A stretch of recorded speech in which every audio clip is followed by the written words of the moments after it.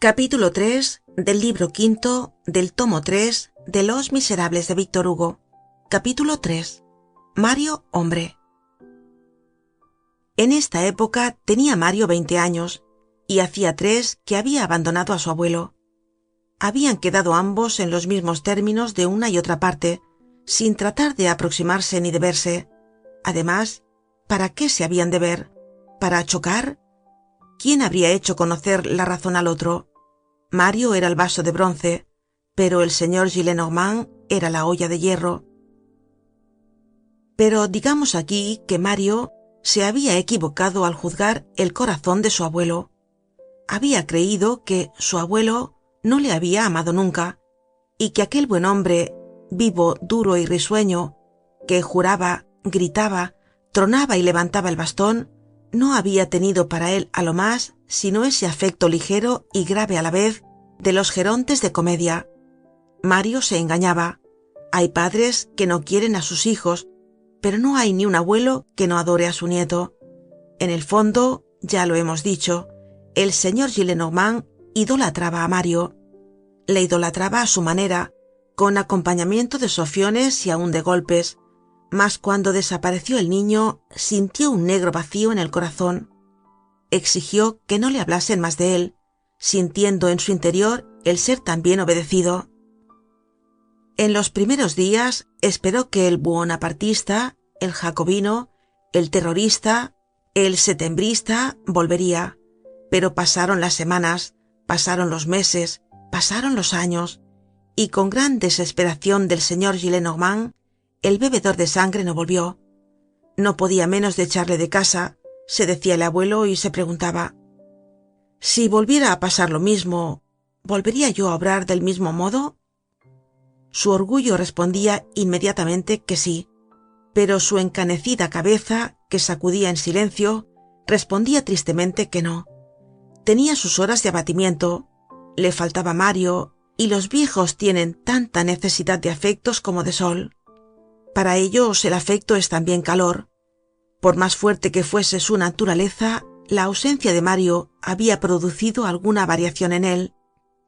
Por nada en el mundo hubiera querido dar un paso hacia aquel pícaro, pero padecía. Nunca preguntaba por él, pero no pensaba nunca en otra cosa. Vivía cada vez más retirado en el Marais. Era aún, como en otros tiempos, alegre y violento, pero su alegría tenía una dureza convulsiva, como si contuviese dolor y cólera, y su violencia terminaba siempre por una especie de abatimiento manso y sombrío. Decía algunas veces: «Oh, si volviera, qué bofetón había de darle». En cuanto a la tía, pensaba demasiado para amar mucho. Mario no era para ella más que una especie de perfil negro y vago, y había concluido por cuidarse de él mucho menos que del gato o del loro, que probablemente tendría. Lo que acrecentaba el secreto padecimiento del señor Gillenormand era que le guardaba íntegro sin dejar adivinar nada. Su tristeza era como uno de esos hornillos nuevamente inventados que queman su mismo humo.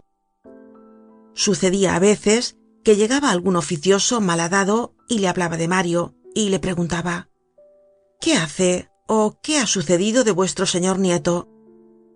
El viejo ciudadano respondía suspirando si estaba triste, o sacudiéndose los vuelillos si quería parecer alegre. El señor barón de Pontmercy pleitea en algún rincón. Mientras que el viejo padecía, Mario se aplaudía a sí mismo. Como a todos los buenos corazones, la desgracia le había hecho perder la amargura. Solo pensaba en el señor Gillenormand con dulzura, pero se había propuesto no recibir nada del hombre que había sido malo para su padre.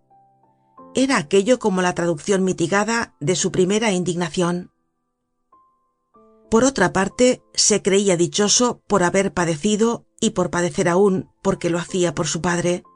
La dureza de su vida le satisfacía y le agradaba. Decíase con cierta alegría que aquello era lo menos, que era una expiación, que sin esto habría sido castigado de otro modo, y más tarde por su impía indiferencia hacia su padre y hacia tal padre, que no habría sido justo que su padre hubiese sobrellevado todo el padecimiento y él nada, que por otra parte, ¿qué eran sus trabajos y su desnudez comparados con la vida heroica del coronel? Y que, en fin, el único medio de acercarse y asemejarse a su padre era ser tan valiente contra la indigencia como el coronel lo había sido contra el enemigo, y que esto era sin duda lo que el coronel había querido decir con estas palabras: será digno de él. Palabra que Mario seguía llevando, no sobre su pecho, porque había desaparecido el escrito del coronel, sino en su corazón. Además, el día en que su abuelo le había expulsado no era más que un niño, pero ahora era un hombre y lo conocía. La miseria, repetimos, había sido buena para él. La pobreza en la juventud, cuando puede salir adelante, tiene una cosa magnífica: la propiedad de dirigir toda la voluntad hacia el esfuerzo y toda el alma hacia la aspiración. La pobreza pone de manifiesto la vida material en toda su desnudez y la hace horrible. De aquí provienen esos inexplicables impulsos hacia la vida ideal. El joven rico tiene 100 distracciones brillantes y groseras: las carreras de caballos, la caza, los perros, el tabaco, el juego, los banquetes y todo lo demás. Ocupaciones de las regiones bajas del alma a costa de las regiones más altas y delicadas. El joven pobre encuentra gran dificultad en ganar su pan. Come y cuando ha comido no le queda más que el ensueño de la meditación. Asiste a los espectáculos gratis que Dios le presenta. Contempla el cielo, el espacio, los astros, las flores, los niños, la humanidad en que padece, la creación en que brilla. Contempla tanto la humanidad que descubre el alma. Contempla tanto la creación que descubre a Dios. Medita, conoce que es grande. Medita más y conoce que es sensible. Del egoísmo del hombre que padece pasa a la compasión del hombre que medita. Un admirable sentimiento brilla en él: el olvido de sí mismo y la piedad para todos. Al pasar de los goces sin número que la naturaleza ofrece, da y prodiga a las almas abiertas y niega a las almas cerradas, llega a compadecer, el millonario de la inteligencia, a los millonarios del dinero. De su corazón se borra todo el odio a medida que va entrando toda la claridad en su espíritu. Por otra parte, ¿es desgraciado? No. La miseria de un joven no es nunca miserable. Cualquier joven, por pobre que sea, con su salud, su fuerza, su paso vivo, sus ojos brillantes, su sangre que circula ardorosa, sus cabellos negros, sus mejillas frescas, sus labios sonrosados, sus dientes blancos, su aliento puro, dará siempre envidia a un viejo, aunque sea emperador. Cada día por la mañana se pone a ganar el sustento, y mientras sus manos ganan el pan, su espina dorsal adquiere gallardía, su cerebro adquiere ideas, y cuando concluye el trabajo vuelve a los éxtasis inefables, a la contemplación, a los goces. Vive con los pies en la aflicción, en los obstáculos, en el suelo, en los abrojos y a veces en el lodo, y con la cabeza en la luz. Es firme, sereno, dulce, pacífico, atento, grave, satisfecho con poco, benévolo, y bendice a Dios que le ha dado dos riquezas de que carecen muchos ricos: el trabajo que le hace libre y la inteligencia que le hace digno. Esto era lo que había pasado en Mario, que, para decirlo todo, se había dedicado bastante a la contemplación.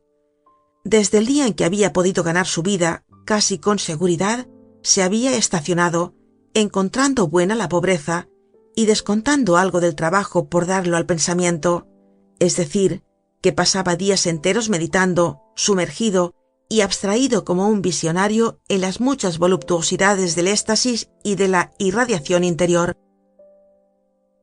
Había planteado de este modo el problema de la vida: dar el menor tiempo posible al trabajo material para dar el mayor tiempo posible al trabajo impalpable.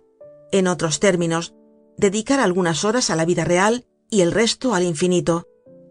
No advertía, creyendo no carecer de nada, que la contemplación comprendida de esta manera concluye por ser una de las formas de la pereza, que se había satisfecho con dominar las primeras necesidades de la vida y que descansaba demasiado pronto. Era evidente que para esta naturaleza enérgica y generosa, este no podía ser más que un estado transitorio, y que al primer choque con las inevitables complicaciones del destino, Mario despertaría. En tanto, y aunque fuese ya abogado, y a pesar de lo que pensaba el señor Gillenormand, no informaba, no ponía ni siquiera un pedimento. La meditación le había alejado de la abogacía. Tratar con los procuradores, ir a la audiencia, buscar causas, todo esto le cansaba. ¿Y por qué había de hacerlo? Ninguna razón veía para cambiar de modo de vivir. El librero comerciante y oscuro le daba ya un trabajo seguro, un trabajo poco penoso, y como acabamos de ver, le bastaba. Uno de los libreros para quienes trabajaba, el señor Magimel, creo, le había ofrecido emplearle en su casa, alojarle bien, darle un trabajo regular y 1500 francos al año. Estar bien alojado, 1500 francos, es verdad, pero renunciar a la libertad, estar asalariado, ser una especie de literato hortera. En el pensamiento de Mario, aceptar esta nueva posición era llegar a estar mejor y peor al mismo tiempo. Ganaba en bienestar y perdía en dignidad. Era una desgracia completa y hermosa que se cambiaba en una incomodidad fea y ridícula, una cosa así como un ciego convertido en tuerto. No quiso aceptar el trato. Mario vivía solitario, a causa de la afición que tenía a permanecer extraño a todo, y también a causa de haberse asustado demasiado, no había entrado decididamente en el grupo presidido por Enjolras. Habían quedado como buenos amigos, estaban dispuestos a ayudarse mutuamente en la ocasión y de todas las maneras posibles, pero nada más. Mario tenía dos amigos, uno joven, Courfeyrac, y otro viejo, el señor Mabeuf. Se inclinaba al viejo porque le debía, en primer lugar, la revolución que en su interior se había realizado, y en segundo lugar, haber conocido y amado a su padre. Me ha hecho la operación de la catarata, decía. Ciertamente, la intervención de aquel mayordomo había sido decisiva, y sin embargo, el señor Mabeuf no había sido en esta ocasión más que el agente tranquilo e impasible de la providencia. Había iluminado a Mario por casualidad y sin saberlo, como hace una vela que lleva cualquiera. Había sido la vela, no el cualquiera. En cuanto a la revolución política interior de Mario, el señor Mabeuf era incapaz de comprenderla, de quererla y de dirigirla. Como hemos de encontrar más adelante al señor Mabeuf, no estará de más que digamos sobre él algunas palabras. Fin del capítulo 3. Capítulo 4 del libro quinto del tomo 3 de Los Miserables de Víctor Hugo. Capítulo 4. El señor Mabeuf. El día en que el señor Mabeuf decía a Mario: ciertamente yo apruebo las opiniones políticas, explicaba el verdadero estado de su ánimo. Todas las opiniones políticas le eran indiferentes. Todas las aprobaba sin distinción, con tal que le dejasen tranquilo, del mismo modo que los griegos llamaban a las furias, las bellas, las buenas, las graciosas, las euménides. La opinión política del señor Mabeuf consistía en amar apasionadamente las plantas y sobre todo los libros. Tenía, como todo el mundo, su terminación enista, sin la cual nadie hubiera podido vivir en aquel tiempo, pero no era ni realista, ni bonapartista, ni cartista, ni orleanista, ni anarquista. Era librista. No comprendía que los hombres no tuviesen más ocupación que odiarse por necedades como la carta, la democracia, la legitimidad, la monarquía, la república, etc. Cuando hay en este mundo tantas clases de musgos, de hierbas y de arbustos que podían contemplar, y montones de libros en folio y aún en 32avo que podían hojear, se cuidaba mucho de no ser inútil. El tener libros no le impedía leer, y el ser botánico no le impedía ser jardinero. Cuando había conocido a Pontmercy, había nacido entre el coronel y él la simpatía de que lo que el coronel hacía por las flores, lo hacía él por los frutos. El señor Mabeuf había llegado a conseguir peras de semilla, tan sabrosas como las de San Germán. De una de estas combinaciones ha nacido a lo que parece el Mirabel de octubre, tan célebre hoy y no menos perfumado que el Mirabel de verano. Iba a misa más bien por bondad que por devoción, y porque amando el rostro de los hombres, pero odiando su ruido, los encontraba reunidos y silenciosos solo en la iglesia. Conociendo que todos deben ser alguna cosa en el Estado, había escogido la carrera de mayordomo de fábrica. Por lo demás, no había conseguido nunca amar a ninguna mujer tanto como a una cebolla de tulipán, ni a ningún hombre tanto como a un elzevir. Había cumplido hacía ya tiempo 60 años, cuando un día le preguntó uno: ¿No os habéis casado? Me he olvidado de ello, contestó. Cuando le ocurría alguna vez, porque ¿a quién no le ocurre decir: oh, si fuese rico? No lo decía nunca echando el lente a una joven bonita, como el señor Gillenormand, sino contemplando un libro. Vivía solo con una ama vieja, padecía de gota en las manos, y cuando dormía, sus viejos dedos, entorpecidos por el reumatismo, se agarrotaban en los pliegues de las sábanas. Había escrito y publicado una flora de las cercanías de Cauteretz, con láminas iluminadas, obra bastante apreciada, cuyas planchas poseía y vendía por sí mismo. 2 o 3 veces al día llamaban a su puerta en la calle Messieres con este objeto. Así sacaba muy bien 2000 francos al año, y en esto consistía casi toda su fortuna. Aunque era pobre, había tenido habilidad para hacerse, a fuerza de paciencia, de privaciones y de tiempo, con una colección preciosa de ejemplares raros de todos géneros. Nunca salía sin llevar un libro bajo el brazo, y casi siempre volvía con 2. El único adorno de las 4 habitaciones en el piso bajo, que con un pequeño jardín componían su casa, eran unos herbarios en cuadros y grabados de antiguos maestros. La vista de un sable o de un fusil le dejaba helado. En su vida se había aproximado a un cañón, ni aun al de los inválidos. Tenía un estómago regular, un hermano cura, los cabellos enteramente blancos, ningún diente ni en la boca ni en el espíritu, temblor en todo el cuerpo, acento picardo, risa infantil, el miedo fácil y el aire de un carnero viejo. No tenía más lazos de amistad ni trato con los vivos que los que le unían a un viejo librero de la Puerta de Santiago llamado Guayol. Su sueño dorado era aclimatar el añil en Francia. Su criada era también una variedad de la inocencia. Era una pobre vieja y virgen. Su gato, Sultán, que hubiera podido maullar el miserere de Allegri en la Capilla Sixtina, había llenado su corazón y bastaba para la cantidad de pasión que tenía. Ninguno de sus pensamientos había llegado al hombre. Nunca había podido ir más allá de su gato, y tenía como este bigotes. Toda su gloria se cifraba en sus papalinas blancas. Empleaba el tiempo los domingos, después de misa, en contar la ropa blanca en su baúl, y en extender sobre su cama vestidos en corte que compraba y no se hacía nunca. Sabía leer, y el señor Mabeuf la llamaba la tía Plutarco. El señor Mabeuf había simpatizado con Mario, porque siendo Mario joven y afable, templaba su ancianidad sin asustar su timidez. La juventud con afabilidad produce en los viejos el efecto del sol sin viento. Cuando Mario estaba saturado de gloria militar, de pólvora de cañón, de marchas y contramarchas, y de todas aquellas prodigiosas batallas en que su padre había dado y recibido tantos sablazos, se iba a ver al señor Mabeuf, y éste le hablaba de los héroes bajo el punto de vista de las flores.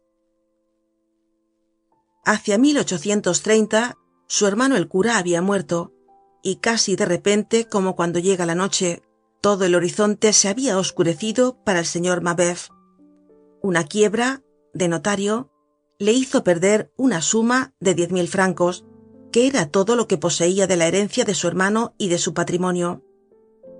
La Revolución de Julio produjo una crisis en el comercio de libros.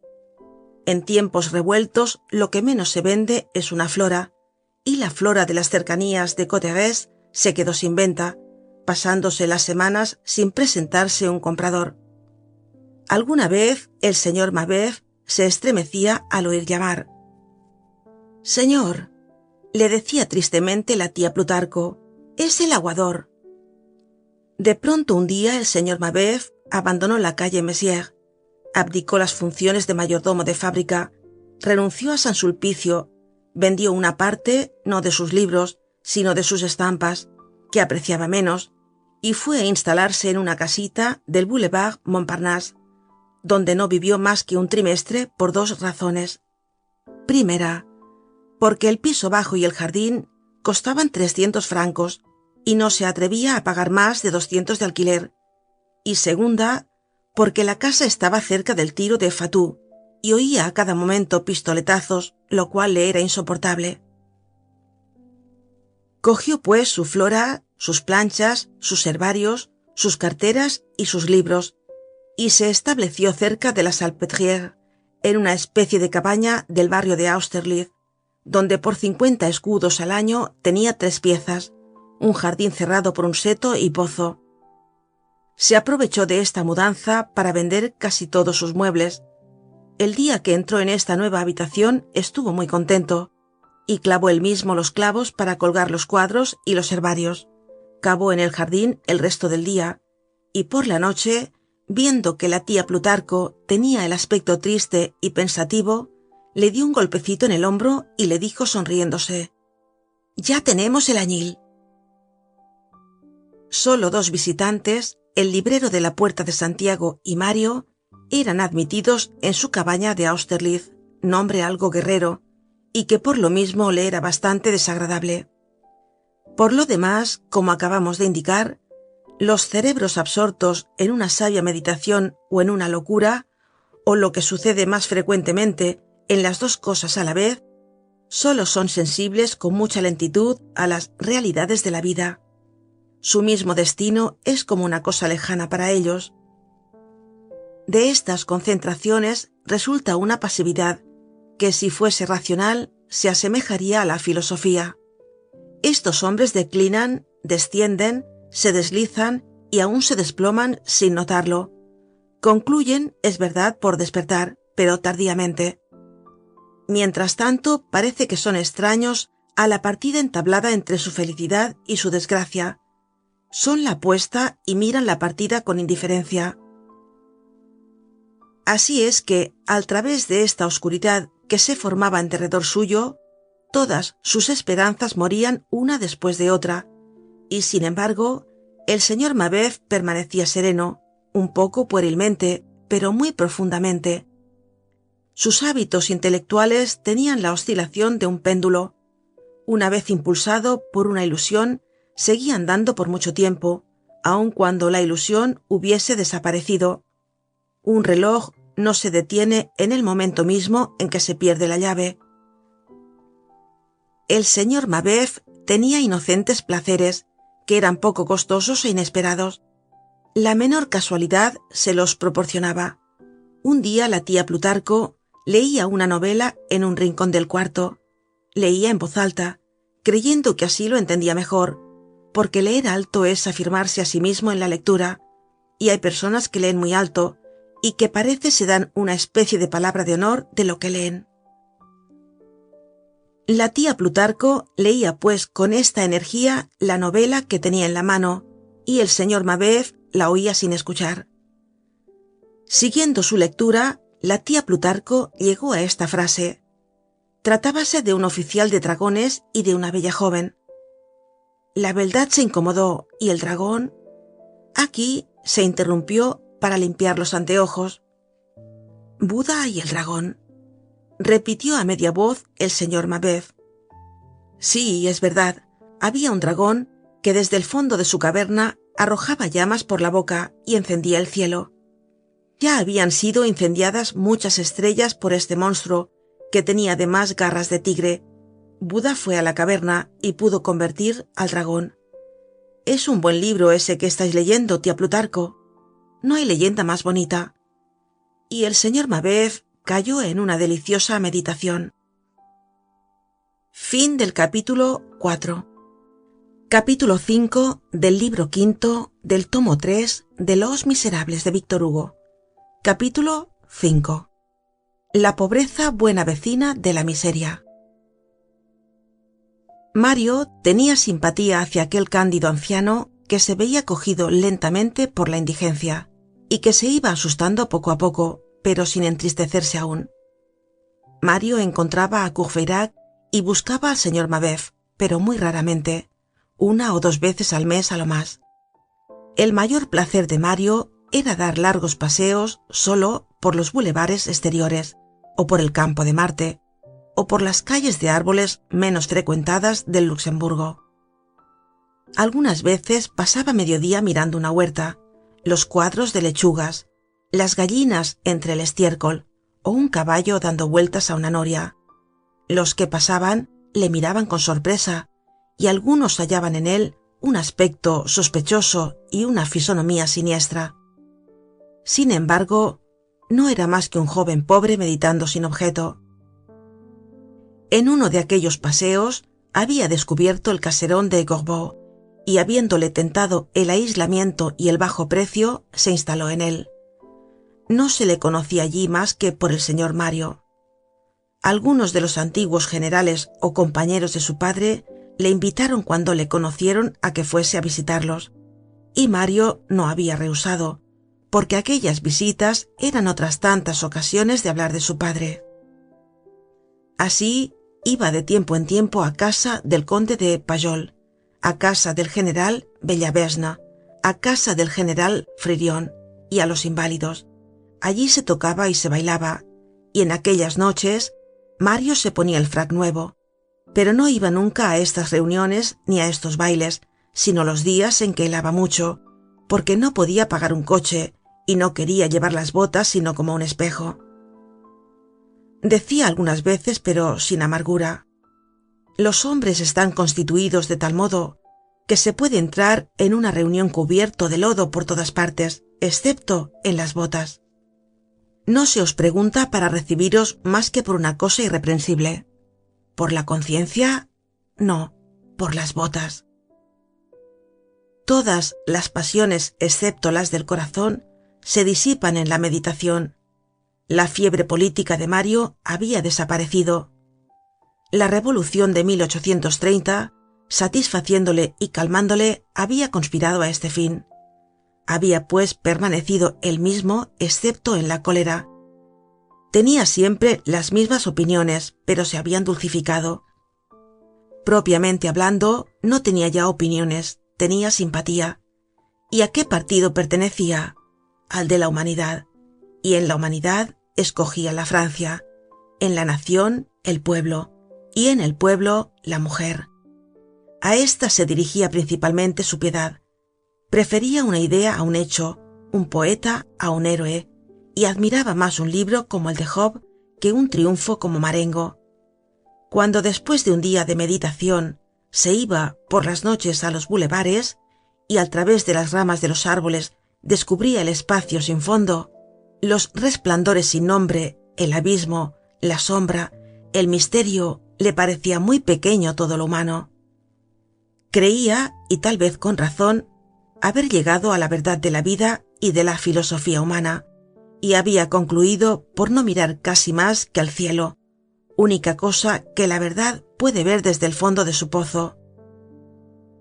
Esto no le impedía multiplicar los planes, las combinaciones, los castillos en el aire, los proyectos para el porvenir. En aquel estado fantástico, si la vista de un hombre hubiera podido penetrar hasta el interior de Mario, se habría deslumbrado ante la pureza de aquella alma.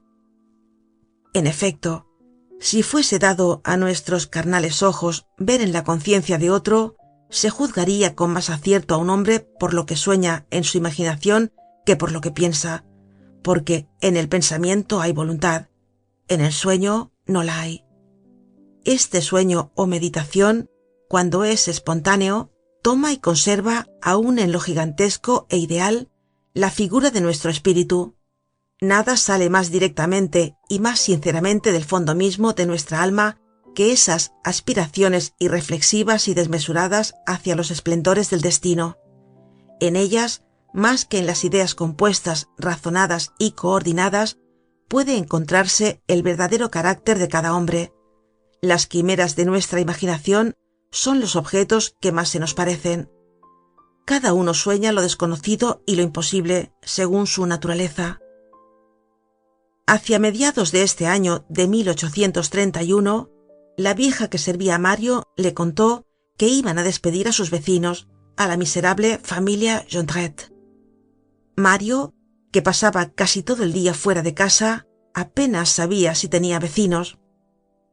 ¿Y por qué los despiden? Porque no pagan el alquiler, deben 2 plazos. ¿Y cuánto es? 20 francos, dijo la vieja. Mario tenía 30 francos ahorrados en un cajón. Tomad, dijo a la vieja, ahí tenéis 25 francos. Pagad por esa pobre gente, dadles 5 francos y no digáis que lo hago yo. Fin del capítulo 5. Capítulo 6 del libro quinto del tomo 3 de Los Miserables de Víctor Hugo. Capítulo 6. El sustituto. La casualidad hizo que el regimiento de que era teniente Teodulo fuese de guarnición a París, lo cual dio ocasión a que se ocurriese una segunda idea a su tía Gillenormand. Había ideado la primera vez hacer vigilar a Mario por Teodulo, y ahora armó un complot para hacer a Teodulo sucesor de Mario. A todo evento, y para el caso de que el abuelo experimentase la vaga necesidad de ver una fisonomía joven en la casa, porque estos rayos de aurora son algunas veces gratos a las ruinas, era útil buscar otro Mario. Pues sea, dijo ella. Esto es una simple rata como las que leo en los libros, dice Mario, léase Teodulo. Un sobrino segundo es casi lo mismo que un nieto, y a falta de un abogado se toma un lancero. Una mañana, que el señor Gillenormand estaba leyendo alguna cosa, como la Quotidienne, entró su hija y le dijo con la voz más dulce, porque se trataba de su favorito: Padre mío, Teodulo va a venir hoy por la mañana a presentaros sus respetos. ¿Qué Teodulo? Vuestro sobrino. Ah, dijo el abuelo, y siguió leyendo sin pensar más en el sobrino, que no era para él sino un Teodulo cualquiera. No tardó mucho en tener mal humor, lo que le sucedía casi siempre que leía. El papel que tenía, realista como era de esperar, anunciaba para el día siguiente, sin amenidad ninguna, uno de los sucesos diarios de escasa importancia del París de entonces, que los alumnos de las escuelas de Derecho y de Medicina debían reunirse en la plaza del Panteón a mediodía para deliberar. Se trataba de una de las cuestiones del momento, de la artillería de la Guardia Nacional y de un conflicto entre el ministro de la Guerra y la milicia ciudadana, con motivo de los cañones depositados en la plaza del Louvre. Los estudiantes debían deliberar sobre esto.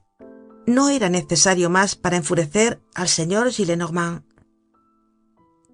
Pensó en Mario, que era estudiante, y que probablemente iría, como los demás, a deliberar a mediodía en la plaza del Panteón.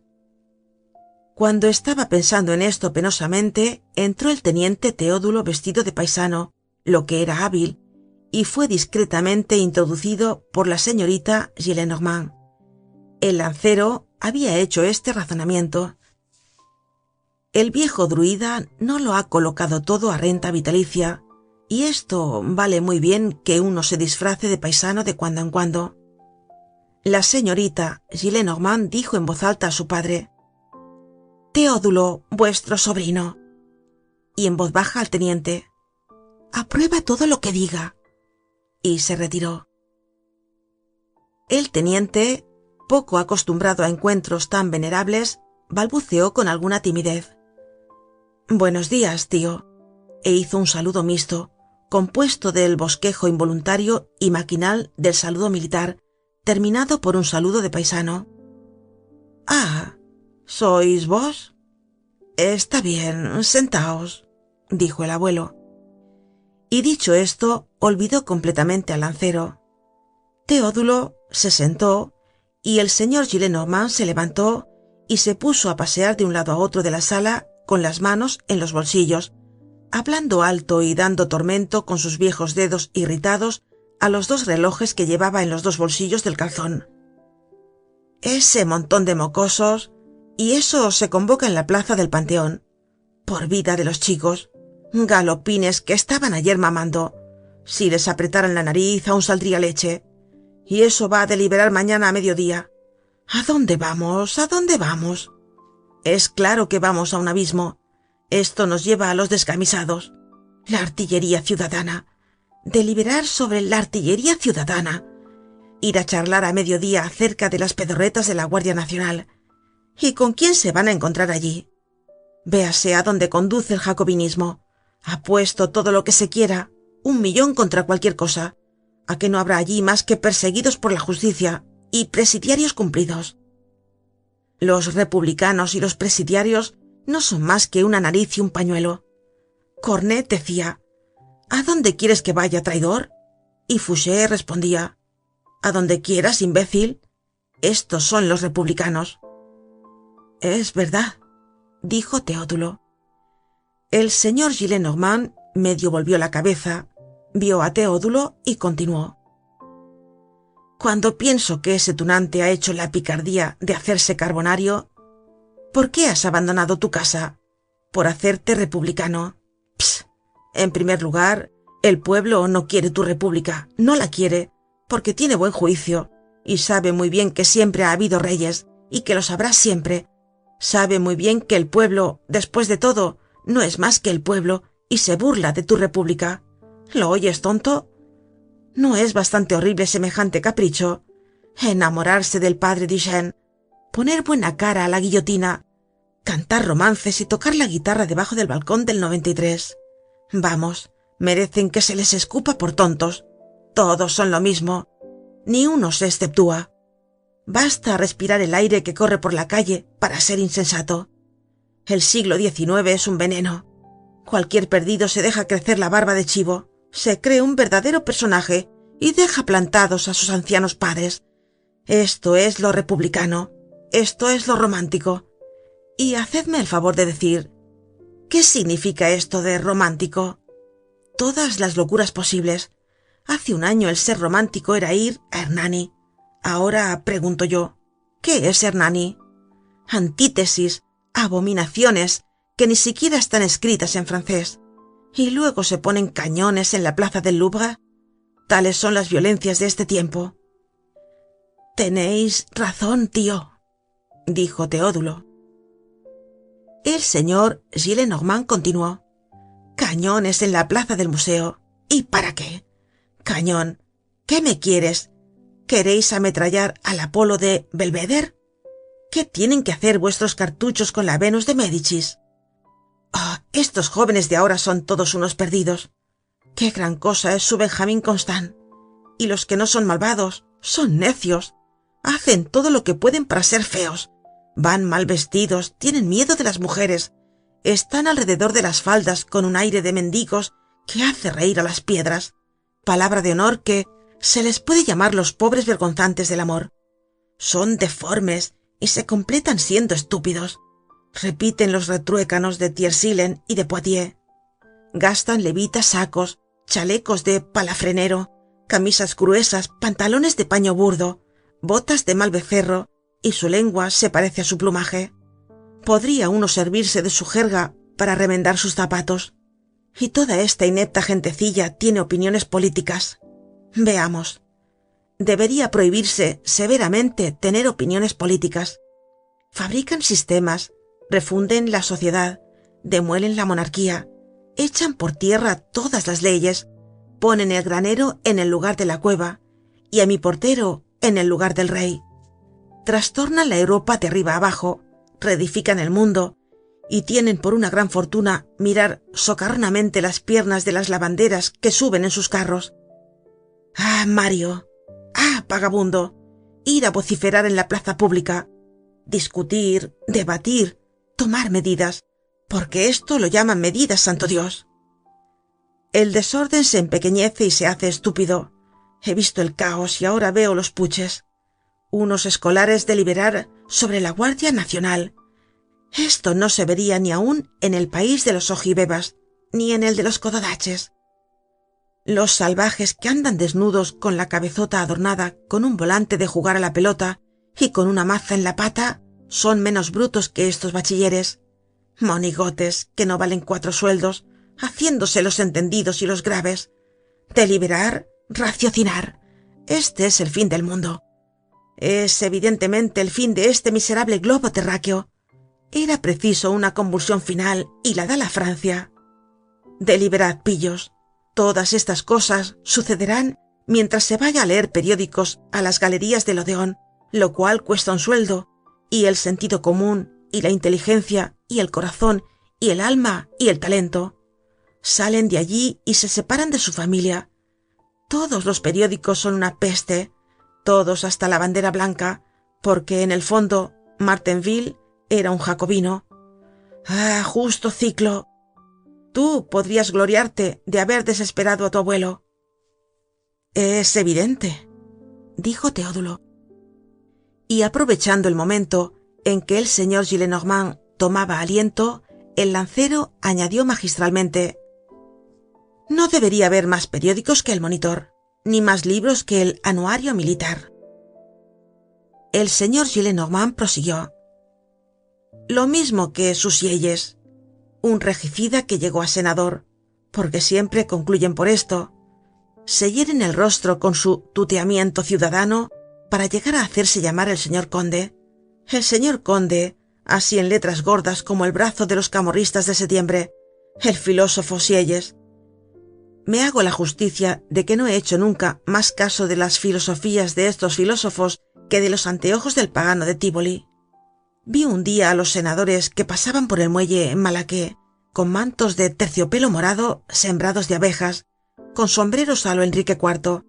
Estaban horribles. Parecían los monos de la corte del tigre. Ciudadanos, os declaro que vuestro progreso es una locura, vuestra humanidad un delirio, vuestra revolución un crimen, vuestra república un monstruo, y que vuestra joven Francia, virgen, sale de un lupanar, y os lo sostengo a todos, quien quiera que seáis, aunque fueseis publicistas, aunque fueseis economistas, aunque fueseis legistas, aunque fueseis más conocedores en materia de libertad, igualdad y fraternidad que la cuchilla de la guillotina. Os lo declaro, amigos. Pardiez, exclamó el teniente. Todo eso es admirablemente verdadero. El señor Gillenormand interrumpió un gesto que había empezado, se volvió, miró fijamente al lancero frunciendo el ceño y le dijo: sois un imbécil. Fin del capítulo 6 y fin del libro 5. Libro 6. La conjunción de 2 estrellas. Capítulo 1 del libro 6 del tomo 3 de Los Miserables de Víctor Hugo. Capítulo 1. El apodo, manera de formar nombres de familia. Por aquella época era Mario un hermoso joven de mediana estatura, de cabellos muy espesos y negros, frente ancha e inteligente, las ventanas de la nariz abiertas con cierta expresión apasionada, aspecto sincero y tranquilo, y sobre todo un no sé qué en el rostro que denotaba a la par altivez, reflexión e inocencia. Su perfil, cuyas líneas eran todas redondeadas, sin dejar de ser firmes, tenía esa dulzura germánica que ha penetrado en la fisonomía francesa por Alsacia y Lorena, y aquella absoluta carencia de ángulos que hacía distinguir tan fácilmente a los sicambros entre los romanos, y que distingue a la raza leonina de la raza aquilina. Hallábase en esa época de la vida en que la imaginación de los hombres que piensan se compone casi en iguales proporciones de reflexión y de sencillez. Dada una situación grave, Tenía cuanto se necesitaba para ser estúpido. Un paso más y podía ser sublime. Sus modales eran reservados, fríos, políticos, poco francos.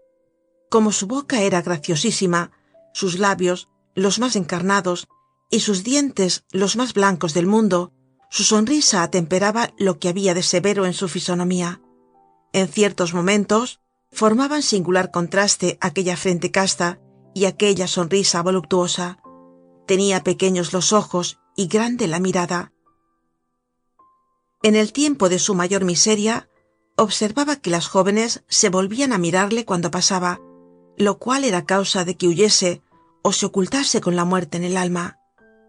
Creía que le miraban por sus vestidos viejos y que se reían de ellos. El hecho es que le miraban por su gracia y que aún había alguna que soñaba con ella. Aquella muda desavenencia entre él y las lindas transeúntes le había hecho huraño. No eligió ninguna por la sencilla razón de que huía de todas. Vivió así indefinidamente, bestialmente, como decía Courfeyrac. Courfeyrac solía decir también: no aspires a ser venerable. Se tuteaban.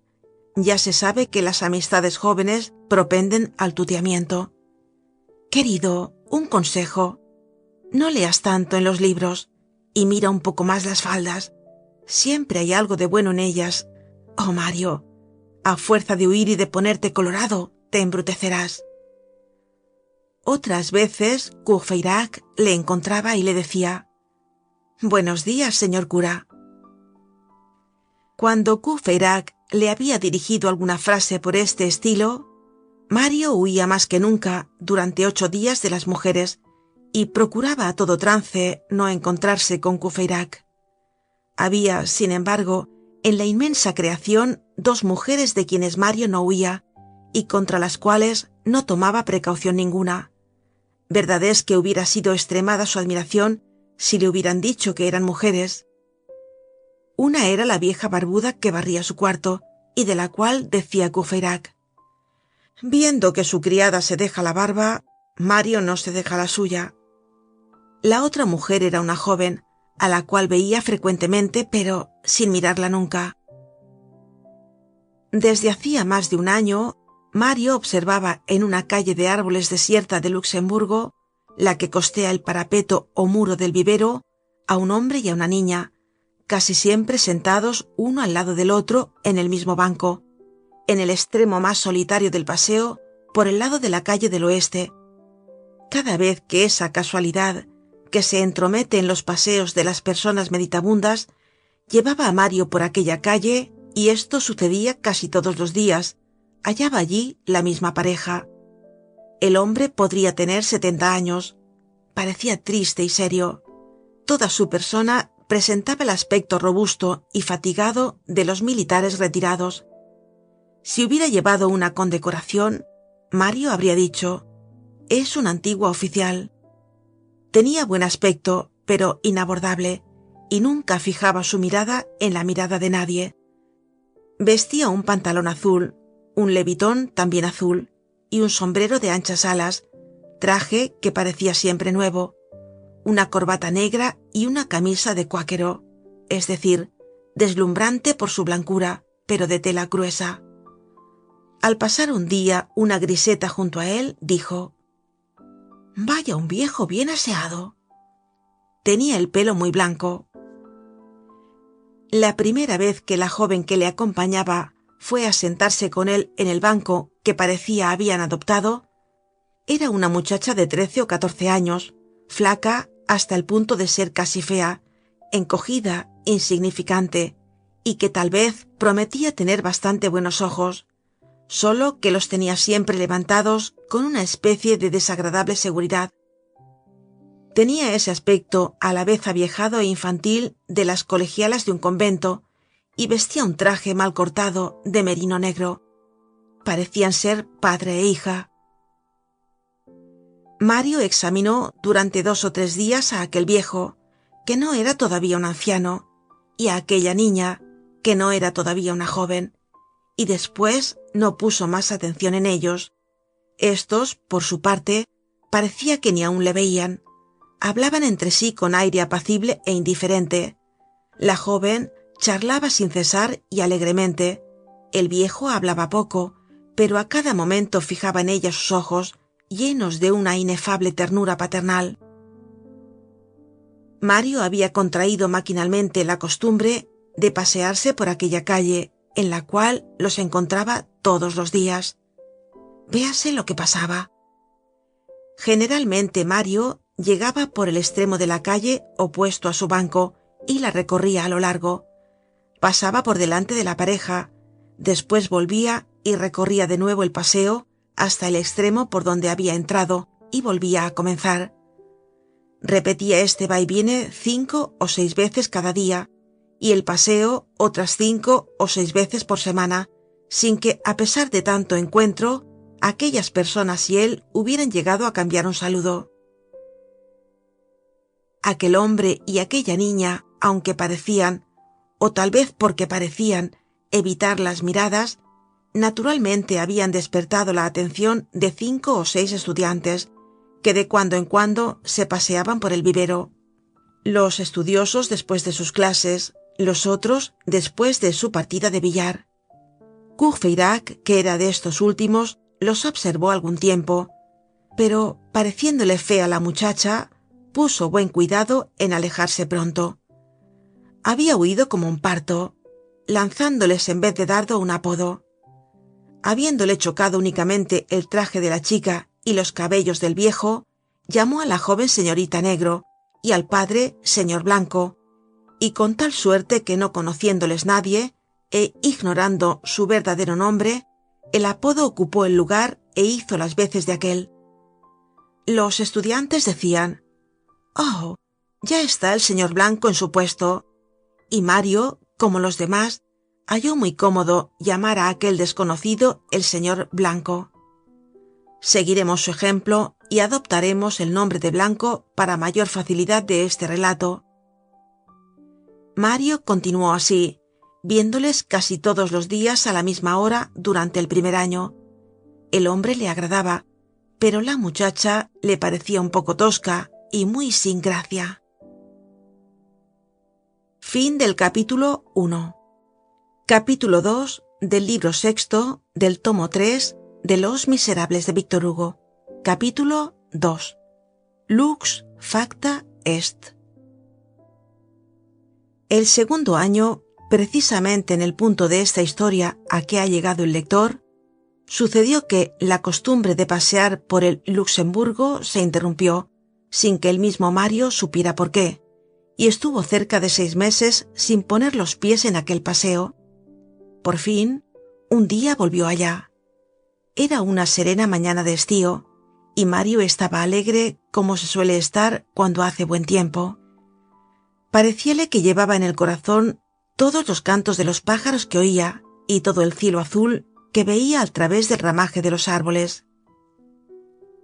Fuese en derechura a su paseo, y cuando estuvo en la extremidad, divisó siempre en el mismo banco la consabida pareja, solamente que cuando se acercó, vio que el hombre continuaba siendo el mismo, pero le pareció que la joven no era la misma.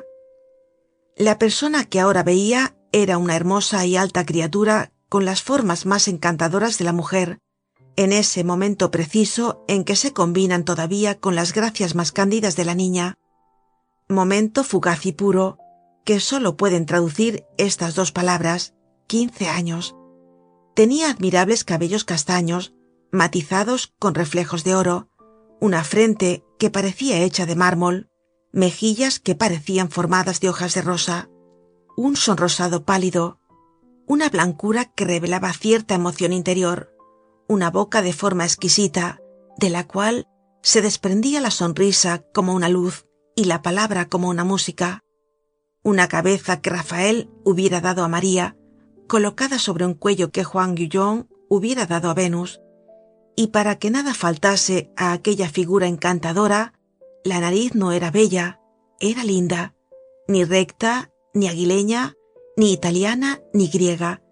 Era la nariz parisiense, es decir, algo espiritual, fina, irregular y pura, que desespera a los pintores y encanta a los poetas. Cuando Mario pasó cerca de ella, no pudo ver sus ojos, que tenía constantemente bajos. Solo vio sus largas pestañas de color castaño, llenas de sombra y de pudor. Esto no impedía que la hermosa joven se sonriese escuchando al hombre de cabellos blancos que le hablaba, y nada tan encantador como aquella fresca sonrisa con los ojos bajos. En el primer momento, Mario creyó que era otra hija del mismo hombre, hermana sin duda de la primera. Pero cuando la costumbre le condujo por segunda vez cerca del banco y la hubo examinado con atención, conoció que era la misma. En 6 meses la niña se había hecho joven. Esto era todo. Nada más frecuente que este fenómeno. Hay un momento en que las niñas, en un abrir y cerrar de ojos, pasan de capullo a rosa. Se las dejó ayer niñas y se las halla hoy jóvenes seductoras. Esta no solo había crecido, sino que se había idealizado. Así como bastan 3 días de abril para que ciertos árboles se cubran de flores, 6 meses habían bastado para vestirla de belleza. Su abril había llegado. Se ven algunas veces personas pobres y mezquinas que parecen despertarse, pasan súbitamente de la indigencia al Fausto, hacen gasto de todos géneros y se convierten de pronto en deslumbradoras, pródigas y magníficas. Consiste esto en una fortuna improvisada, en un plazo vencido. La joven había cobrado su semestre. No era ya la colegiala con su sombrero anticuado, su traje de merino, sus zapatos rusos y sus manos encarnadas. El buen gusto se había desarrollado en ella a la par de la belleza. Era una señorita bien puesta, con cierta elegancia sencilla y rica, sin pretensión. Llevaba un vestido de damasco negro, un abrigo de la misma tela y un sombrero de crespón blanco. Sus guantes blancos dejaban ver la finura de su mano, que jugaba con el mango de marfil chinesco de una sombrilla, y su botita de seda dibujaba su pequeño y bien formado pie. Cuando se pasaba por su lado, se percibía cierta penetrante fragancia de juventud que exhalaba todo su traje. Por lo que hace al hombre, era siempre el mismo. La segunda vez que Mario llegó cerca de ella, la joven alzó los párpados. Sus ojos eran de un azul celeste y profundo, pero en aquel azul velado no había todavía más que la mirada de una niña.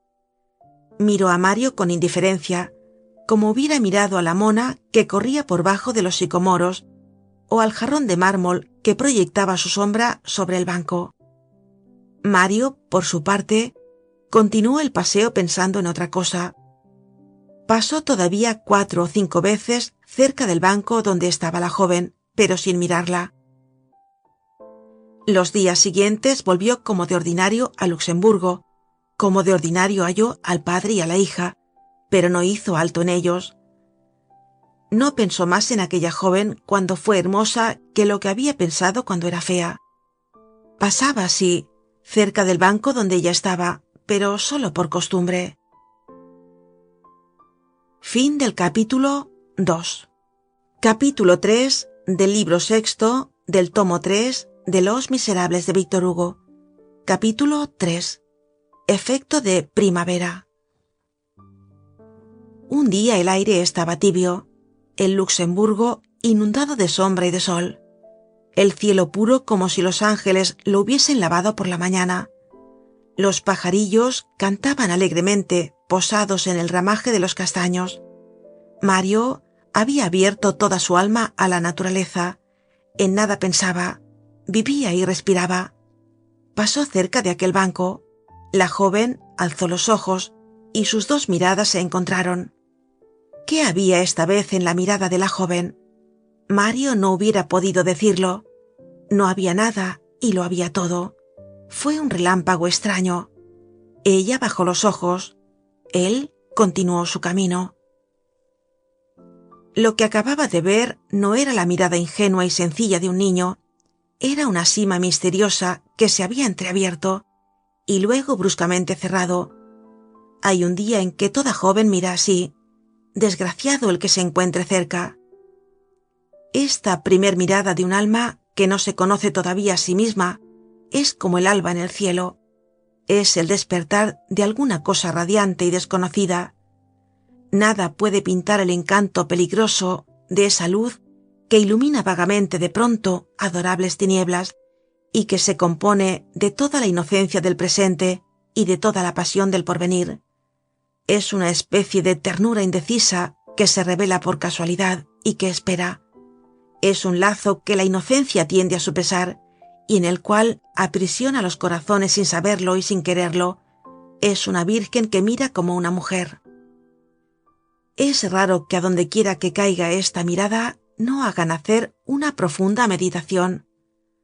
Todas las clases de pureza y todas las especies de candor se encuentran reunidas en este rayo celeste y fatal, que tiene aún más que las miradas mejor elaboradas de las coquetas el mágico poder de hacer brotar súbitamente en el fondo del alma esa flor sombría, llena de perfumes y de venenos que se llama amor.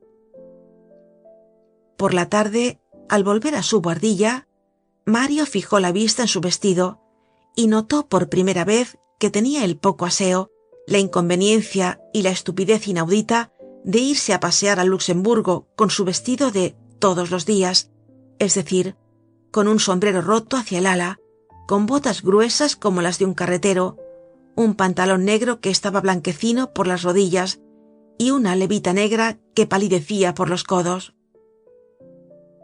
Fin del capítulo 3. Capítulo 4 del libro 6 del tomo 3 de Los Miserables de Víctor Hugo. Capítulo 4. Principio de una grande enfermedad. Al día siguiente, a la hora acostumbrada, Mario sacó de su armario su frac nuevo, su pantalón nuevo, su sombrero nuevo y sus botas nuevas. Revistióse de esta panoplia completa, calzóse guantes, lujo prodigioso, y se fue al Luxemburgo. En el camino se encontró a Courfeyrac y fingió no verle. Courfeyrac, al volver a su casa, dijo a sus amigos: «Acabo de encontrarme al sombrero nuevo y al frac nuevo de Mario, y a Mario dentro. Sin duda iba de examen, porque lleva un aire completamente estúpido». Llegado que hubo Mario al Luxemburgo, dio la vuelta al estanque, miró los cisnes, luego permaneció largo rato contemplando una estatua que tenía la cabeza completamente negra de moho y a la cual le faltaba una cadera. Cerca del estanque había un caballero como de 40 años y abdomen prominente, que llevaba de la mano a un muchacho de 5 años y le decía: «Evita excesos, mantente, hijo mío, a igual distancia del despotismo y de la anarquía». Mario escuchó a aquel hombre, luego dio todavía otra vuelta al estanque y por fin se encaminó hacia su calle lentamente y como si fuera a pesar suyo. Hubiérase dicho que se veía obligado a ir y retenido a la vez por un impulso contrario. Él, por su parte, no examinaba sus sensaciones y creía hacer lo que todos los días. Al desembocar en el paseo, divisó al otro extremo, en su banco, al señor Blanco y a la joven. Abotonóse hasta arriba el frac, le estiró por el pecho y espalda para que no hiciese arrugas, examinó con cierta complacencia los reflejos lustrosos de su pantalón y se fue derecho al banco. Había algo de ataque en aquella marcha y hasta humos de conquista ciertamente. Digo, pues, que se fue derecho al banco, como podría decir: Aníbal marchó sobre Roma. Por lo demás, todos sus movimientos eran maquinales y las ocupaciones habituales de su imaginación y de sus trabajos no habían sufrido ninguna interrupción. Pensaba en aquel momento que el manual del bachillerato era un libro estúpido y que era preciso que le hubiesen compuesto personas de una sandez extremada para que en él se examinasen y analizasen como obras maestras del espíritu humano 3 tragedias de Racine y solo una comedia de Molière. Sentía un agudo zumbido de oídos y al acercarse al banco volvió a estirar las arrugas de su frac y sus ojos se fijaron sobre la joven, pareciéndole que llenaba todo el extremo de la calle con una vaga luz azulada. A medida que se acercaba, iba acortando el paso. Llegado que hubo a cierta distancia del banco, mucho antes de llegar al fin de la calle, se detuvo, y él mismo no pudo saber cómo fue, pero ello es que se volvió en dirección opuesta a la que llevaba. Ni aun se dijo que no pensaba andar todo el paseo. La joven apenas pudo verlo de lejos y notar el buen aire que tenía con su vestido nuevo. Sin embargo, él caminaba muy derecho para tener buena facha, en el caso de que le mirara a alguien que estuviese detrás. Llegó al extremo opuesto. Después volvió y esta vez se acercó un poco más al banco. Aproximóse hasta la distancia de 3 intervalos de árboles, pero allí sintió no sé qué imposibilidad de ir más adelante y dudó. Creyó ver el rostro de la joven volverse hacia él. Sin embargo, hizo un esfuerzo viril y violento, dominó su vacilación y continuó avanzando. Algunos segundos después pasaba por delante del banco, tieso y firme, encarnado hasta las orejas, sin atreverse a mirar ni a derecha ni a izquierda, con la mano metida entre los botones del frac, como un hombre de estado. En el momento que pasó, bajo el cañón de la plaza, comenzó a latirle fuertemente el corazón. Ella vestía como la víspera, su traje de damasco y su sombrero de crespón. Mario oyó una voz inefable que debía ser su voz. Hablaba tranquilamente. Estaba muy bonita. Lo conocía, aunque no procuraba verla. No podría menos de estimarme, pensaba Mario, y de tenerme en consideración si supiese que soy yo el verdadero autor de la disertación sobre el escudero Marcos Obregón que el señor Francisco de Neufchâteau ha puesto como de su cosecha al frente de su edición del Gil Blas. Pasó el banco, llegó hasta la extremidad de la calle que estaba muy cercana, después volvió y cruzó nuevamente por delante de la joven. Esta vez estaba muy pálido. Por lo demás, cuanto sentía era desagradable. Alejóse del banco y de la joven, y como, aun volviéndole la espalda, se figuraba que le miraba, esto le hacía tropezar.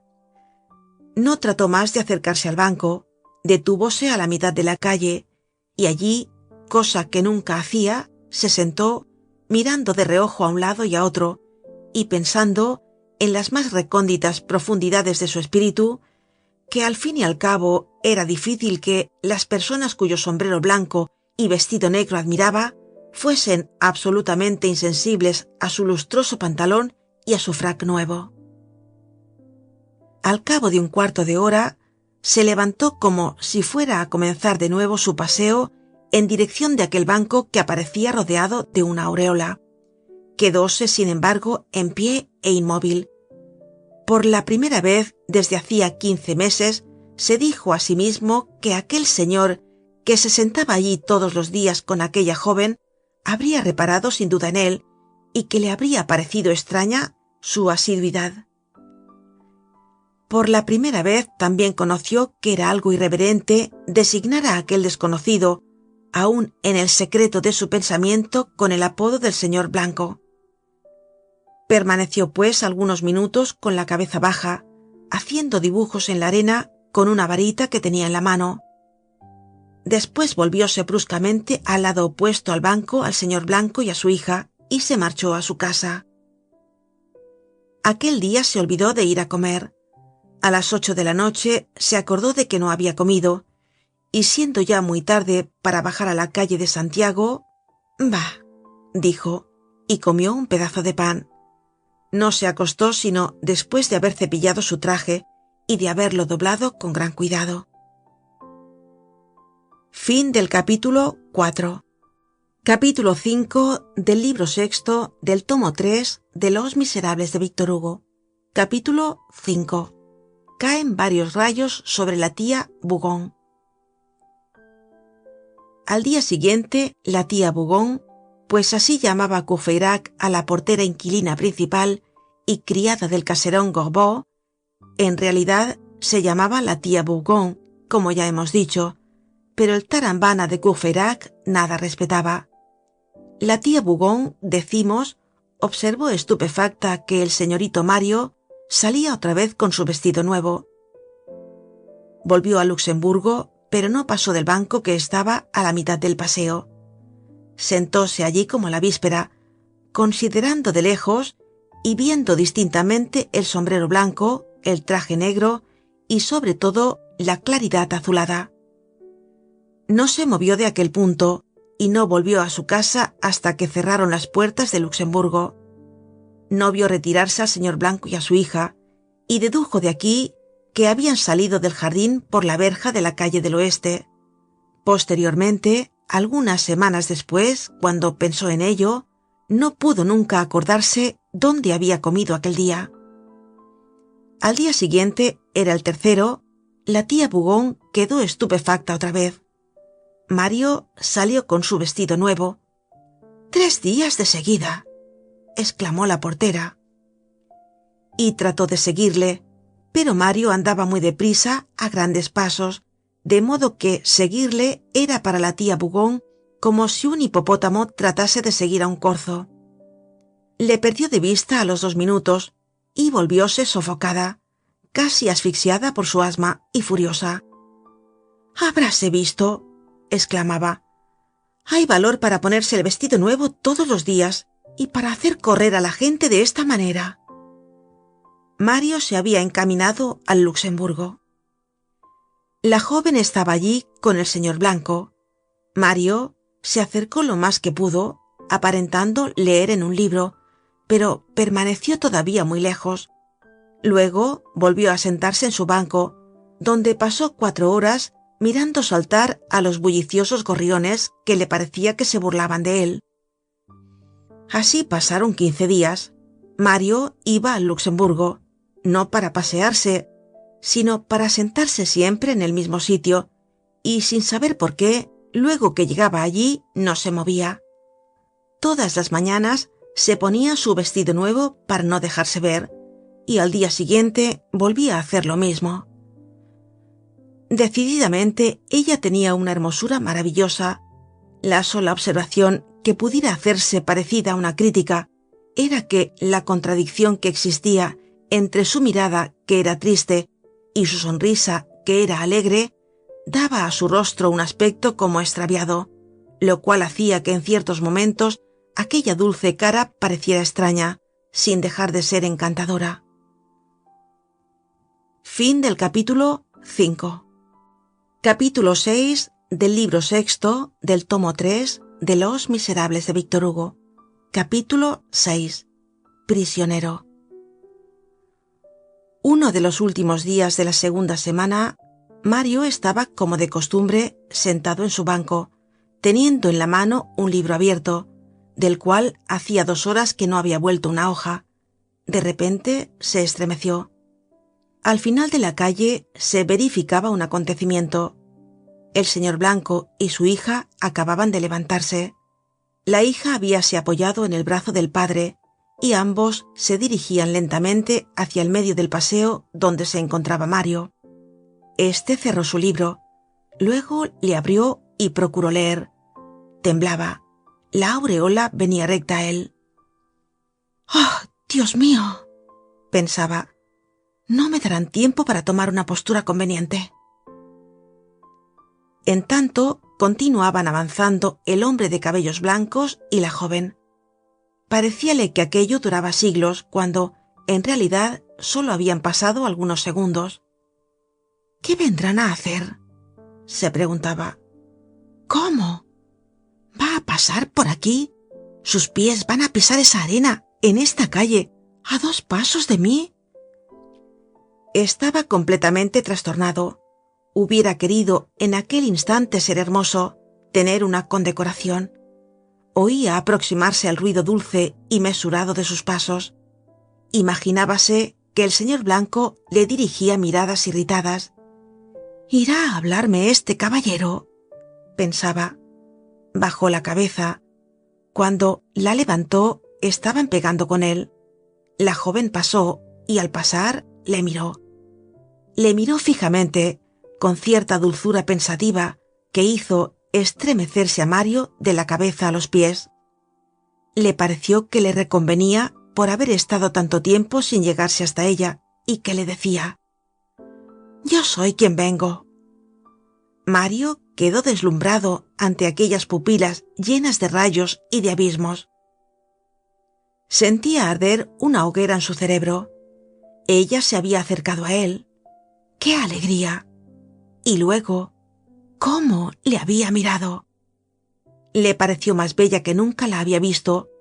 Bella, con una hermosura a la par femenil y angélica, con una belleza completa que hubiera hecho cantar al Petrarca y arrodillarse al Dante. Le parecía estar nadando en pleno cielo azul. Al mismo tiempo, estaba horriblemente incomodado porque tenía empolvadas las botas. Creía estar seguro de que ella había mirado también sus botas. Las siguió con la vista hasta que desapareció. Luego se puso a pasear por Luxemburgo como un loco. Es probable que a ratos se riera solo y hablara en alta voz. Pasaba tan pensativo junto a las niñeras que cada cual le creía enamorado de ella. Salió del Luxemburgo esperando encontrarla en alguna calle. Encontróse con Courfeyrac bajo los arcos del Odeón y le dijo: «Vente a comer conmigo». Fueron a casa de Rousseau y gastaron 6 francos. Mario comió como un buitre y dio 6 sueldos de propina al mozo. A los postres dijo a Courfeyrac: «¿Has leído el periódico? Qué buen discurso ha hecho André Puyrabeau». Estaba perdidamente enamorado. Después de comer dijo a Courfeyrac: «Te convido al teatro». Y se fueron a la Puerta San Martín a ver a Frédéric en el castillo de San Alberto. Mario se divirtió enormemente. Al mismo tiempo, su esquivez se redobló. Al salir del teatro, se negó a mirar la liga de una modistilla que saltaba un arroyuelo, y Courfeyrac llegó a causarle horror por haber dicho: «De buena gana aumentaría mi colección con esa mujer». Courfeyrac le había convidado a almorzar al día siguiente en el Café Voltaire. Mario acudió a la cita y comió aún más que la víspera. Estuvo a la vez pensativo y muy alegre. Hubiérase dicho que aprovechaba todas las ocasiones para reír a carcajadas, y abrazó tiernamente a un provinciano que le presentaron. Habíase formado en torno de la mesa un círculo de estudiantes. Se había hablado de las tonterías pagadas por el Estado, que se administran desde la cátedra en la Sorbona.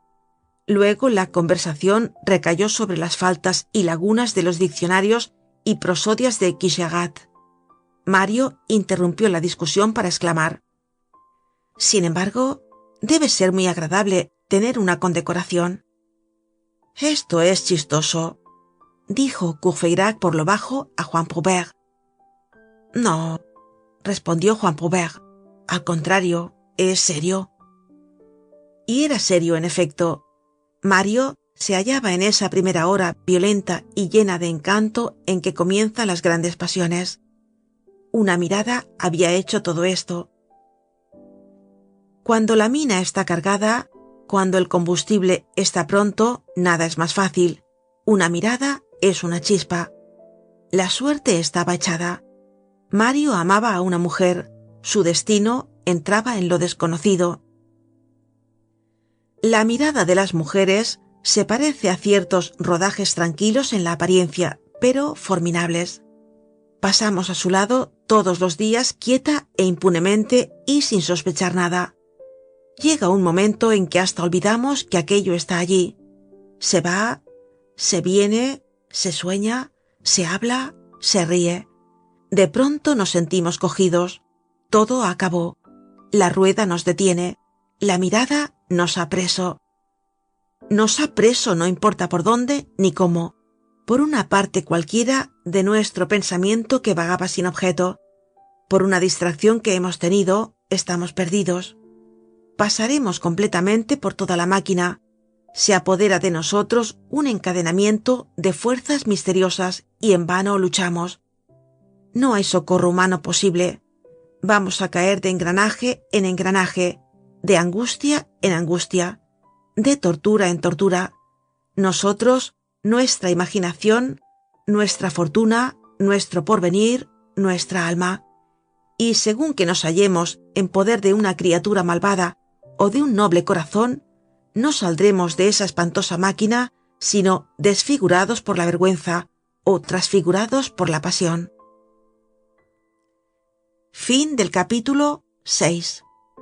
Capítulo 7 del libro sexto del tomo 3 de Los Miserables de Víctor Hugo.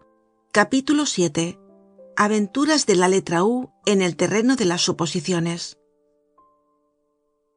El aislamiento, el desapego de todo, el orgullo, la independencia, la inclinación a las bellezas naturales, la falta de actividad cotidiana y material, la vida retraída, las luchas secretas de la castidad y el éxtasis benévolo ante la creación entera, habían preparado a Mario para ser poseído de ese espíritu que se llama la pasión. El culto que tributaba a su padre había llegado poco a poco a ser una religión, y como toda religión, se había retirado al fondo de su alma. Faltaba algo en primer término, y vino el amor. Un mes largo pasó, durante el cual Mario fue todos los días al Luxemburgo. Llegada la hora, nada podía detenerle. «Está de servicio», decía Courfeyrac. Mario vivía en continuo éxtasis. Verdad es que la joven le miraba. Había acabado por atreverse y se aproximaba al banco. Sin embargo, no pasaba por delante, obedeciendo a la vez al instinto de timidez y al de prudencia de los enamorados. Juzgaba útil no llamar la atención del padre. Combinaba sus paradas detrás de los árboles y de los pedestales de las estatuas con un maquiavelismo profundo, para mostrarse lo más posible a la joven y dejarse ver lo menos posible al viejo. Algunas veces permanecía inmóvil más de media hora a la sombra de un Leónidas o de un Espartaco cualquiera, teniendo en la mano un libro, por encima del cual sus ojos, suavemente levantados, iban a buscar a la hermosa joven, la cual por su parte volvía hacia él con vaga sonrisa su perfil encantador. Hablando lo más natural y lo más tranquilamente del mundo con el hombre de los cabellos blancos, apoyaba sobre Mario los rayos misteriosos de una mirada virginal y apasionada, antigua e inmemorial habilidad que Eva sabía desde el primer día del mundo y que toda mujer sabe desde el primer día de su vida. Su boca contestaba al uno y su mirada respondía al otro.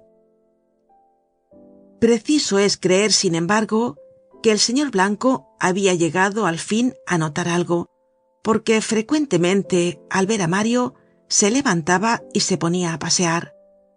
Había abandonado su sitio acostumbrado y había escogido al extremo opuesto de la calle el banco inmediato al Gladiator, como para ver si Mario le seguiría allí. Mario no comprendió este juego y cometió esta falta. El padre comenzó a no ser tan puntual como antes al paseo y a no llevar todos los días a su hija. Algunas veces iba solo. Entonces Mario se marchaba. Otra falta. Mario no se cuidaba de estos síntomas. De la fase de la timidez había pasado, progreso natural y fatal, a la fase de la ceguedad. Su amor crecía. Soñaba con él todas las noches y además había tenido una dicha inesperada, que fue como aceite sobre fuego, y redobló las tinieblas en derredor de sus ojos. Una tarde, al anochecer, había hallado en el banco que el señor Blanco y su hija acababan de abandonar un pañuelo sencillo y sin bordados, pero blanco, fino, y que le pareció que exhalaba inefables perfumes. Apoderóse de él con transporte. Aquel pañuelo estaba marcado con las letras UF. Mario no sabía nada de aquella hermosa joven, ni de su familia, ni su nombre, ni su casa. Aquellas dos letras eran la primera noticia que tenía de ella, adorables iniciales sobre las que comenzó inmediatamente a formar conjeturas. U era evidentemente la inicial del nombre. Úrsula, pensó, qué delicioso nombre. Besó el pañuelo, le aspiró, le puso sobre su corazón, sobre su carne durante el día y por la noche bajo sus labios para dormirse. Aspiro en él toda su alma, exclamaba. Aquel pañuelo era buenamente del anciano, que lo había dejado caer del bolsillo. Los días que siguieron a este hallazgo, Mario se presentó en el Luxemburgo besando el pañuelo o estrechándolo contra su corazón. La hermosa joven nada de aquella pantomima comprendía, y así lo daba a entender por medio de señas imperceptibles. «Oh, pudor», decía Mario. Fin del capítulo 7. Capítulo 8 del libro sexto del tomo 3 de Los Miserables de Víctor Hugo. Capítulo 8. Hasta los inválidos pueden ser dichosos. Ya que hemos pronunciado la palabra pudor, y pues que nada ocultamos, debemos decir que una vez, sin embargo, al través de sus éxtasis, experimentó Mario de parte de su Úrsula un agravio muy serio. Era uno de esos días en que la joven hacía al señor Blanco levantarse del asiento y pasear por la calle de árboles. Una fresca brisa de mayo agitaba las copas de los plátanos. El padre y la hija, enlazados del brazo, acababan de pasar por delante del banco de Mario, el cual, levantándose al momento, los siguió con la vista como convenía a la situación en que se encontraba su ánimo. De pronto una ráfaga de viento, un poco más alegre y juguetona que las demás, encargada sin duda de los asuntos de la primavera, voló desde el vivero, se abatió sobre la calle de árboles, envolvió a la joven en un encantador estremecimiento digno de las ninfas de Virgilio y de los famosos de Teócrito, y levantó su vestido, aquel vestido más sagrado que la túnica de Isis, casi hasta la altura de la liga, mostrando al descubierto una pierna de forma exquisita. Mario la vio, y aquel espectáculo le exasperó y le puso furioso. La joven bajó rápidamente el vestido, con un movimiento de susto encantador, pero no por eso se indignó menos Mario. Estaba solo en la alameda, es verdad, pero podía haber habido alguno. ¿Y si hubiera habido alguno? ¿Se comprende una cosa semejante? Era horrible lo que la joven acababa de hacer. Ay, la pobre nada había hecho, solo había un culpable, el viento. Pero Mario, en quien rugía confusamente el Bartolo que hay en todo querubín, estaba determinado a enfadarse y sentía celos hasta de su sombra. Así, en efecto, se despiertan en el corazón humano y se imponen aún sin derecho los acres y extraños celos de la carne. Por lo demás, y aún prescindiendo de los celos, la vista de aquella hermosa pierna no había tenido para él nada de agradable. La media blanca de la primera mujer que hubiera encontrado le hubiera causado más placer.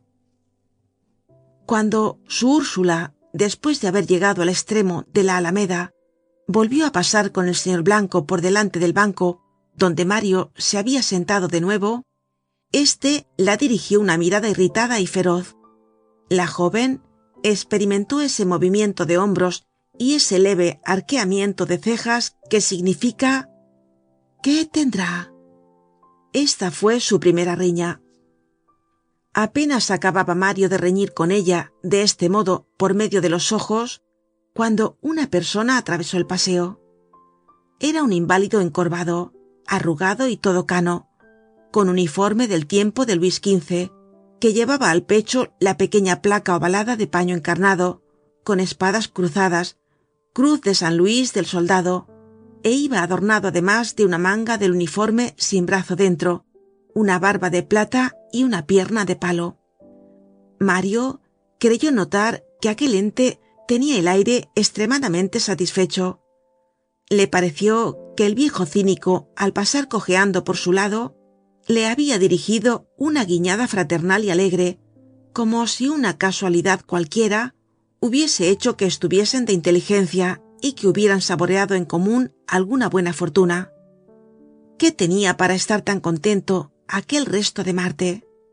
¿Qué había pasado entre aquella pierna de palo y ella? Mario estaba en el colmo de los celos. Tal vez estaba aquí, dijo, y tal vez ha visto. Y le entraron ganas de exterminar al inválido. Con el tiempo todo se olvida. La cólera de Mario contra Úrsula, por justa y por legítima que fuese, pasó. Acabó por perdonar, pero tuvo que hacer un grande esfuerzo. y se manifestó irritado con ella 3 días. Sin embargo, al través de todo esto y a causa de todo esto, la pasión crecía y llegaba hasta la locura. Fin del capítulo 8. Capítulo 9 del libro 6 del tomo 3 de Los Miserables de Víctor Hugo. Capítulo 9. Eclipse. Acabamos de ver cómo Mario había descubierto, o creído descubrir, que ella se llamaba Úrsula.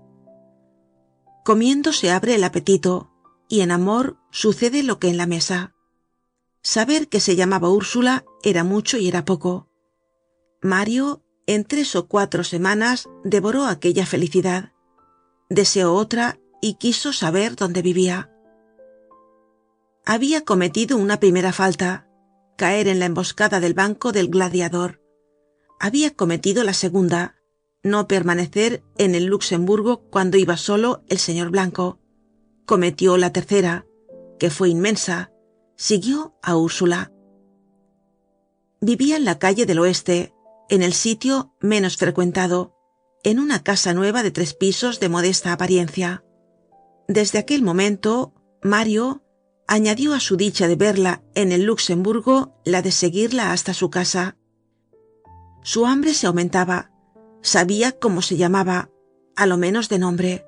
Nombre lindísimo, el verdadero nombre de una mujer. Sabía dónde vivía. Quiso saber quién era.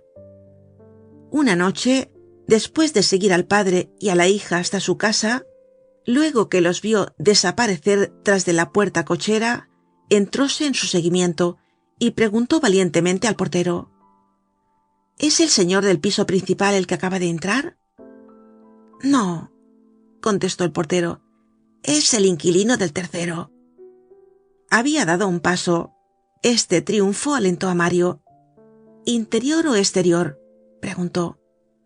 La casa no tiene más que cuartos a la calle, contestó el portero. ¿Y cuál es la profesión de ese caballero?, replicó Mario. Es rentista, caballero, un hombre muy bueno y un señor muy caritativo, que hace mucho bien a los pobres, aun cuando no es rico. ¿Cómo se llama?, añadió Mario. El portero alzó la cabeza y dijo: ¿Acaso sois Polizonte? Mario se fue un poco mohino, pero encantado. Progresaba. Bueno, pensó, sé que se llama Úrsula, que es hija de un rentista y que vive ahí en ese piso tercero de la calle del Oeste. Al día siguiente, el señor Blanco y su hija solo dieron un pequeño paseo en el Luxemburgo.